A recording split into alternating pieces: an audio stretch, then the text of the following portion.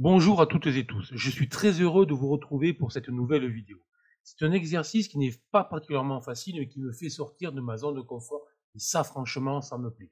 Allez, avant de commencer, si ce type de vidéo vous intéresse, si vraiment vous voyez que ça vous apporte un plus, n'hésitez pas non seulement évidemment à liker la vidéo, à faire tout ce que vous voulez, à vous abonner si ça vous fait plaisir, mais surtout, et ça c'est vraiment ce qui m'intéresse, à commenter cette vidéo.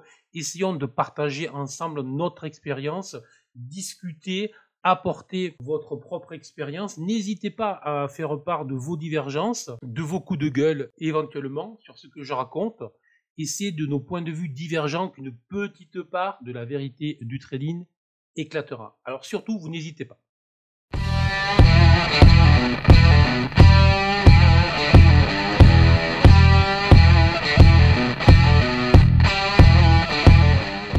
Mon objectif dans cette vidéo va être de vous permettre de voir que lorsqu'on investit en bourse, que lorsque l'on trade sur les marchés financiers, que ce soit à court terme, à moyen terme ou à long terme, il convient toujours de travailler avec un plan de trading et donc de faire une analyse sérieuse de la situation, puis deuxièmement, d'avoir des outils qui nous permettent d'analyser facilement en temps réel ce qui se passe, de cibler des stratégies que l'on maîtrise bien parce qu'on les a travaillées, puis enfin de trader réellement sur les marchés avec des outils simples et surtout avec des moyens de rentrer sur les marchés qui laissent le moins de place possible à l'hésitation, qui laissent le moins de place possible au doute, car, et on le sait désormais, on a vraiment identifié que l'une des principales problématiques que rencontrent les investisseurs et les traders, c'est justement cette incapacité à reproduire les mêmes réactions ou des réactions identiques plutôt en fonction de ce qu'ils ont sous les yeux. Puisque justement, soit ils vont travailler avec des configurations trop compliquées, soit ils vont avoir des entrées trop aléatoires, soit au final ils vont se laisser emporter, submerger par leurs émotions, par le marché, puisqu'en fait ils n'ont juste pas une méthodologie qui les encadre sérieusement. Donc le seul moyen de gagner régulièrement sur les marchés, c'est bien d'avoir les moyens de faire une analyse sérieuse de marché sans avoir à y passer de très longues heures, puis d'avoir des outils qui vous permettent d'analyser facilement le marché, abandonner les 350 outils qui ne vous servent à rien et ayez juste les moyens d'action sur le marché avec des repères très clairs sur ce que vous pouvez faire et ce que vous ne devez jamais faire.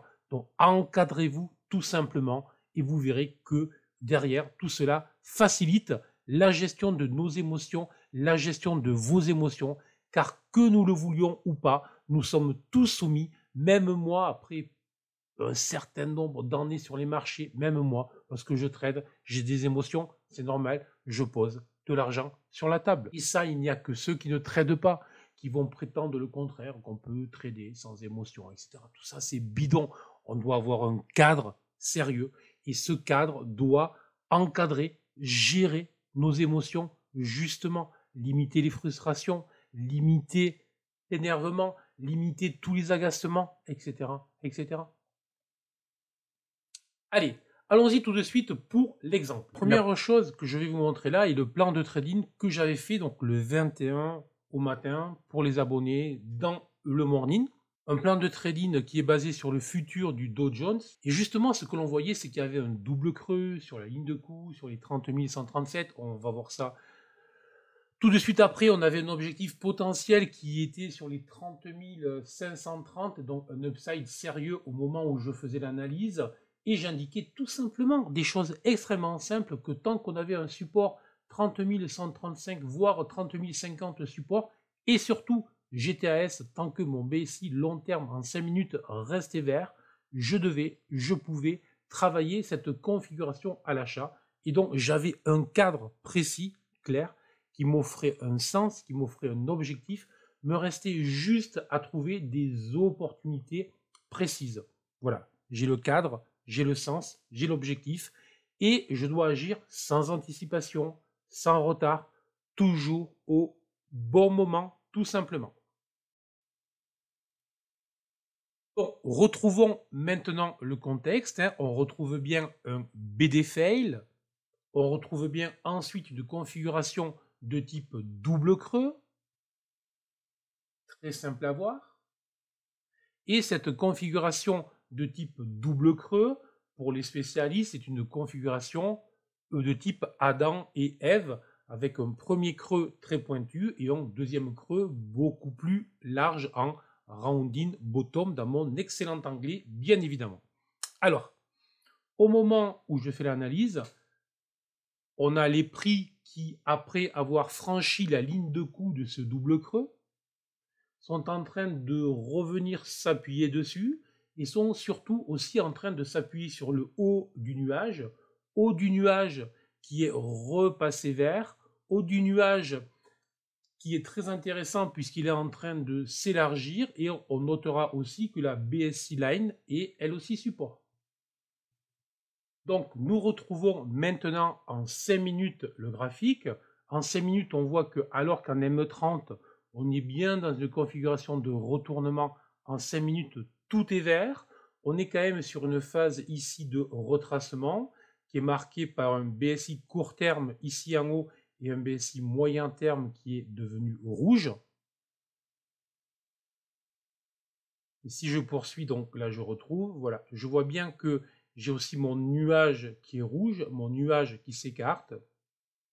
Donc pour le moment, je suis bien dans une phase de retracement. C'est notamment ce que je recherchais. Et on va voir si je trouve, enfin, je le sais déjà puisque je l'ai fait, mais vous allez voir, donc évidemment, vous allez voir si je trouve des stratégies pour rentrer à l'achat alors que j'ai fait une analyse plutôt haussière. Voilà. Et donc, à ce niveau-là, je m'arrête là. Voilà. À ce niveau-là, ceux qui connaissent la méthodologie EGTS savent bien que lorsqu'on est passé sous le nuage rouge et qu'on le traverse en une seule fois, on a ce qu'on appelle une stratégie RCT. Cette stratégie RCT va se valider par les 3 BSI verts. Donc là, il me manque le moyen terme. Donc pour le moment, j'ai mon alerte. Selon, donc j'ouvre un œil, je regarde, je commence à être prêt, je commence à calculer mon risque. Comment est-ce que je fais pour le calcul de mon risque? Ben, tout simplement, je vais voir où se situe le point bas. Je vais voir à peu près le niveau sur lequel je pourrais rentrer. Je vais être toujours 3 ticks sous le point bas dès lors que je suis à l'achat, 3 ticks au-dessus du point haut lorsque je suis en short. Je continue. Et à ce niveau-là, j'ai la validation. Le fait qu'il y ait une ombre haute n'est absolument pas un frein dès lors que j'ai ma stratégie. Dès lors que tout est vert, je dois m'intéresser à la dynamique. C'est toujours la même chose.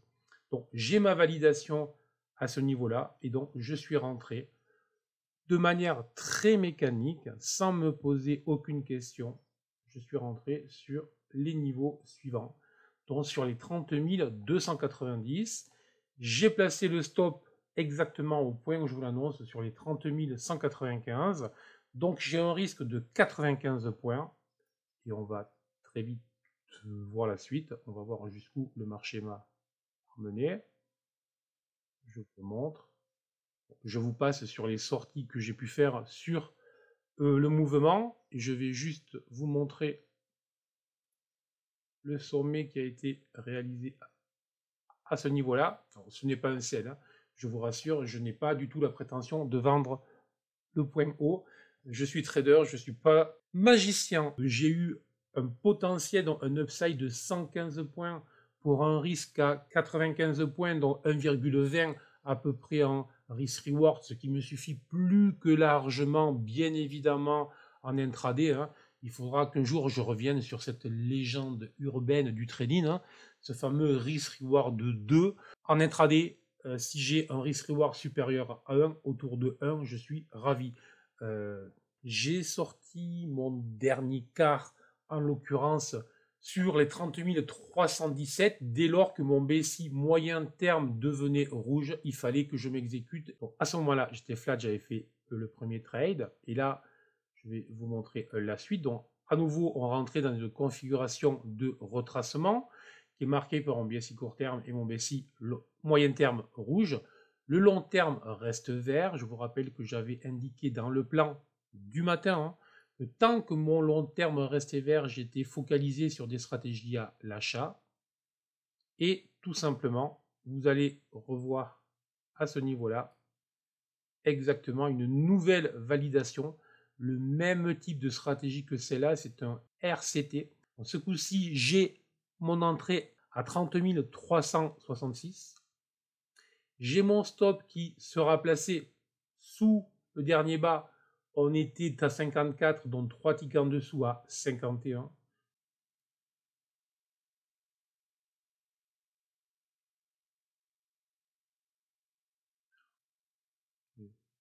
En bleu. On a pratiquement 300 points de gain entre l'entrée et le potentiel. Donc là aussi, j'aimerais bien vous dire ou vous faire croire que je fais les 300 points. C'est absolument pas le cas. Mais j'ai un stop de 115 points, j'ai un risque de 115 points, j'ai un potentiel proche de 300 points, donc j'ai un risk-reward en potentiel de 2,6, 2,7, donc largement de quoi aller gagner ce que j'ai fait, plus de 1, ce qui me suffit amplement lorsque je suis en intraday. Donc voilà comment on peut travailler de manière quasiment mécanisée.